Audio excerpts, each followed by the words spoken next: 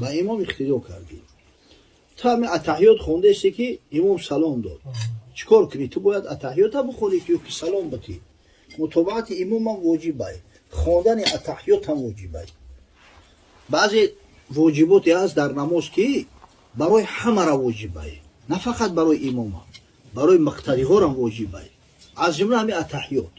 همین خاطر مثلا در قعده اول اینا نماز خفتنه در قعده اول امام تستر خونده طول هم اتحیات بود نکرده که امام الله اکبر گفته خیست پریده کفو امام نمیخیزی. اول اتحیات تو اشهد ان محمدا عبده و رسوله میخونی با ایجاد بخیزی. اگر چند کم در تأخیر هم کنی یا که مثلا تو اشهد ان محمدا عبده و رسوله نخونده که بعضی امام شستری یکیش سلام میده یکیش گون شکن همین حالا ده تا اول هم اتحیات پره بخون با سلام بده.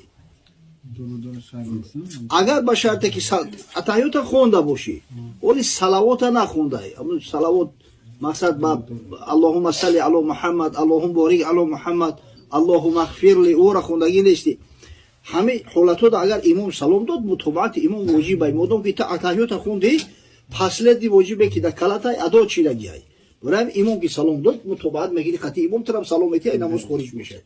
اما اگر اتحیات نخونده باشی اول میخونی و بعد سلام میتی. ماشاءالله برکت بیاری.